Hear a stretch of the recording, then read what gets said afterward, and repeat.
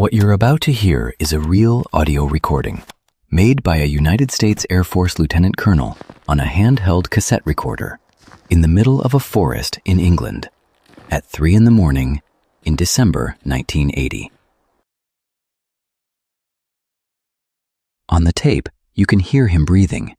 You can hear his men moving through the trees around him. You can hear the moment he sees something he cannot explain.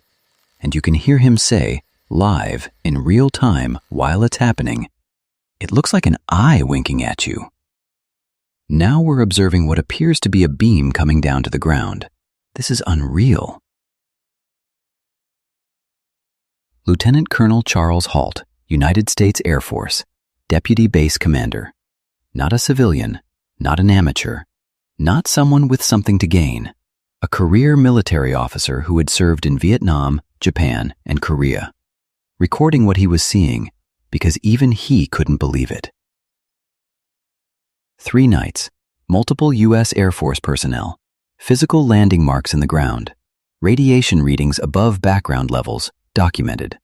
A classified memo sent to the British Ministry of Defense, signed, dated, official, and a soldier who walked up to the craft and touched it.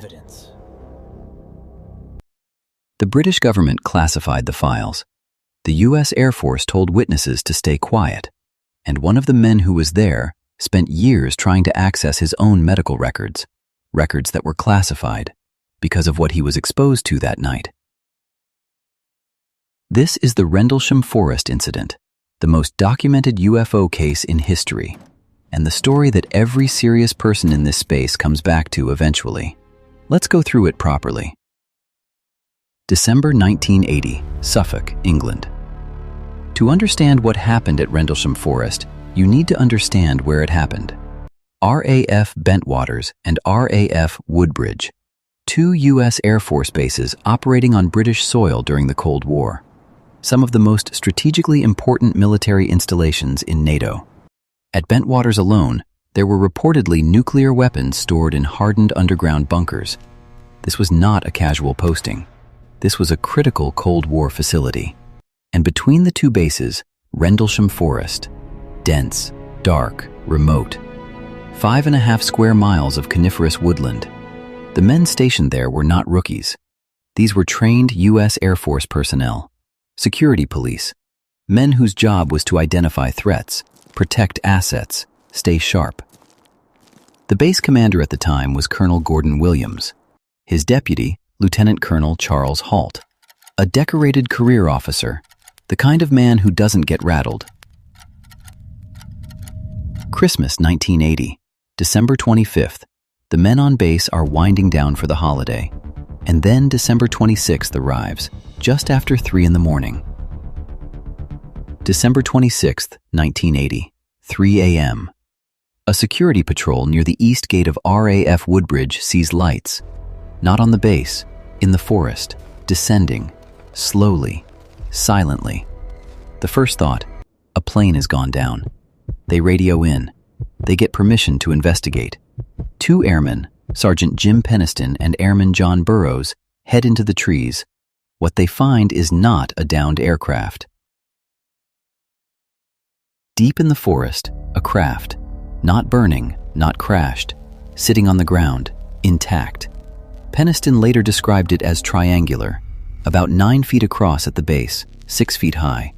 The surface, smooth, dark, like black glass, covered in symbols, geometric shapes arranged in a pattern along the hull. And it was warm to the touch. Sergeant Jim Penniston reached out and touched it. A United States Air Force sergeant touched an unidentified craft in a forest in England in 1980. He later wrote in his notebook, which still exists today, "I left the forest a different man. I was in awe of the technology and yes, a knowing that it was not an aircraft which could have been manufactured in 1980, or even now." He copied the symbols from the craft into his notebook. Those sketches still exist. Then, the craft lifted, silently, straight up, through the trees, and disappeared. When daylight came, investigators found 3 depressions in the ground, triangular, evenly spaced. each approximately 7 inches in diameter and 3 inches deep. The ground between them harder than the surrounding soil, as if something heavy had rested there. The branches above the depressions, broken, snapped at a consistent angle, as if something had descended from above. And the radiation readings at the site? Higher than the surrounding area. Not dangerously so, but measurably, documentably higher. That measurement was taken by United States Air Force personnel with official military equipment. It is in the official record, December 27th to 28th, 1980. Lieutenant Colonel Charles Halt is at an officers' dinner at RAF Woodbridge. One of his lieutenants comes in and says 4 words. "The UFO is back." Halt doesn't laugh. He doesn't dismiss it. He goes back to his quarters, changes into his uniform, and heads into the forest with a handheld microcassette recorder. He later said he brought the recorder to document whatever he found, so no one could accuse him of making it up later. He was a military officer. He was thinking about evidence. What that tape records is extraordinary. Not because it captures something supernatural, but because it captures a rational, trained military commander in real time encountering something he cannot categorize. You hear him taking radiation readings at the original landing site. You hear him calling out measurements. Then you hear the moment things change. Here he comes from the south. He's coming toward us now. Now we're observing what appears to be a beam coming down to the ground. A beam coming down from an unidentified object to the ground, while a United States Air Force lieutenant colonel is standing there watching, recording it in real time. The tape continues. Halt describes a bright red light moving through the trees. He describes it as looking like, in his exact words, an eye winking at you. Then it breaks into 5 separate white objects and disappears. Later in the recording, star-like objects appear above the tree line, moving in sharp angular movements, displaying red, green, and blue lights. The brightest one, hovering in the south, emitting a beam of light toward the ground intermittently, for over 2 hours. Halt's tape runs for 18 minutes, but it covers several hours of real time. He kept clicking it on and off.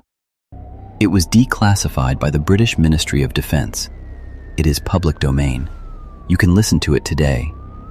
A United States Air Force lieutenant colonel recording a UFO encounter in real time in his own voice. That recording still exists. That is not a rumor. That is not a blurry photograph. That is audio evidence from a credentialed military officer who had no reason to lie. January 13th, 1981. The Halt Memo. 13 days after the incident, Colonel Halt writes a memo. 2 paragraphs. Formal military language. Addressed to Squadron Leader Donald Morland, British Ministry of Defense. Subject, unexplained lights. In it, Halt describes both nights. The craft, the landing marks, the radiation readings, the beams. He describes the events with the careful, measured language of a career military officer. Then he signs it, dates it, and sends it up the chain of command. That memo was classified. It was not released to the public until 1983 through a Freedom of Information request. When it was, it changed everything. Because here was a senior U.S. Air Force officer officially reporting a UFO encounter to the British Ministry of Defense. Not speculating, not suggesting, reporting through proper military channels. What happened to the witnesses Jim Penniston and John Burroughs, the 2 airmen who went into the forest on night 1? Both said they were told to keep quiet. Penniston said he was debriefed, told the incident was classified. He said personnel from the Office of Special Investigations came to see him, and that his notebook, with the symbols he copied from the craft, was confiscated. He had to fight for years to get a copy back. John Burroughs had a more serious problem. In the years following Rendlesham, he developed serious health issues, heart problems. He needed surgery. When he tried to access his medical records from that night, to understand if his exposure in the forest had contributed to his condition, his medical records were classified. A U.S. military veteran, trying to access his own medical history, told, "That information is classified." Senator John McCain personally intervened. A Senate committee applied pressure.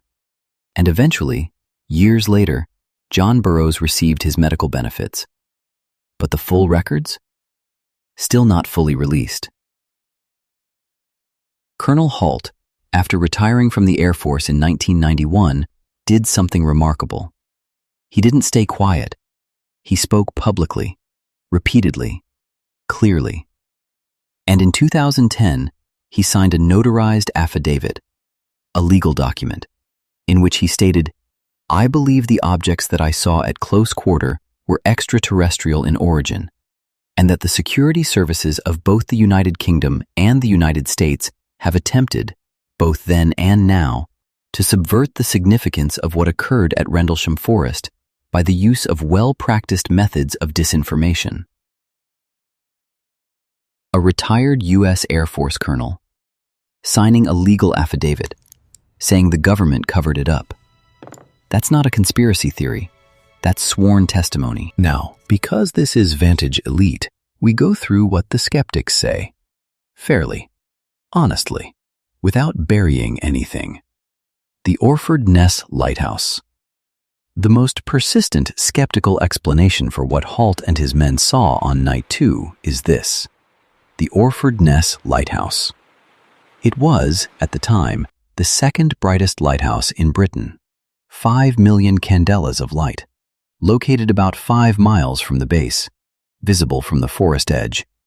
Researcher Ian Ridpath pointed out that the flashing light Halt described, flashing every 5 seconds, matched the exact flash rate of the Orford Ness Lighthouse.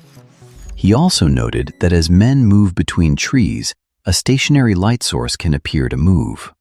On the Halt tape itself, you can hear someone call out, "There it is again," with a 5-second interval, the same interval as the lighthouse. That is a legitimate observation. It deserves to be stated clearly. The binary code controversy. Jim Penniston added something to his story over the years. He said that when he touched the craft, he received a download of binary code in his mind, a sequence of ones and zeros, which, when decoded, apparently contained coordinates and a message. This detail is not in his original 1980 notebook. It appeared decades later, and it significantly weakened the credibility of his core testimony. If you're being honest about this case, that matters. Memory changes over time, under stress, under repeated interviews, under the weight of becoming a public figure in UFO circles. Penniston's core testimony, what he saw, what he touched, is from 1980. The binary code story is not. We treat them differently. What the skeptics cannot explain. But here is what the lighthouse theory and the psychological explanations cannot account for. The physical landing marks. 3 depressions in the ground, measured, photographed, still visible the next morning. A lighthouse doesn't leave depressions. The radiation readings, taken with official U.S. military equipment, documented in the official report, measurably higher at the site than in surrounding areas. A lighthouse doesn't cause elevated radiation. Jim Penniston and John Burroughs, Night 1. Before media coverage, before any suggestion, 2 trained Air Force personnel describing a structured craft on the ground. A lighthouse doesn't sit in the middle of a forest. Colonel Halt's notarized affidavit. A retired senior military officer doesn't sign a legal document about a lighthouse. John Burroughs' classified medical records. You don't classify someone's medical records because they were looking at a lighthouse.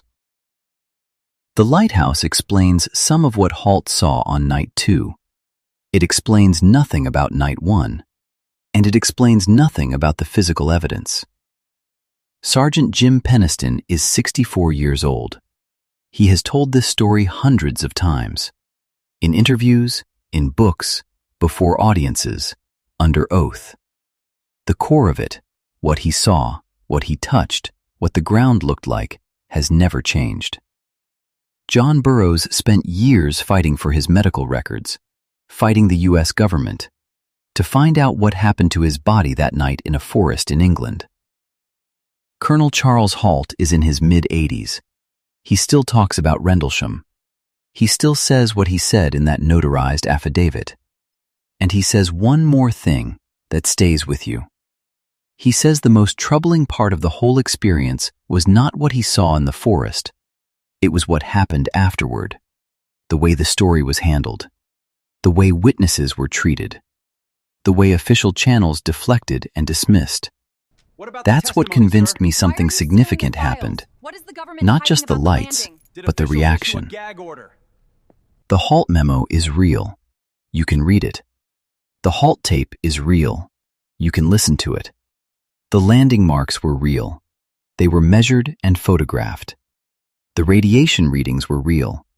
They are in the official record. Colonel Halt's affidavit is real. It is notarized and signed. And John Burroughs' medical records are still, partially, classified. In 2024, because of something that happened in a forest in 1980. Here is what I keep coming back to with this case. It is not the lights. It is not even the craft. It is the tape. Because on that tape, you hear a man who doesn't believe in things he can't explain. A military officer, trained to identify threats, to stay calm, to think clearly. And you hear the exact moment that training runs out. You hear him say, in real time, "This is unreal." Not as a figure of speech, as a statement of fact. Something happened in Rendlesham Forest in December 1980. The evidence is documented. The witnesses are credentialed. The records, some of them, are still classified. And a cassette tape recorded in a dark forest 44 years ago is still the clearest window we have into what that something was. Subscribe to Vantage Elite if you want to keep going through cases like this. Drop a comment. What do you think Sergeant Penniston touched that night? And I'll see you in the next one.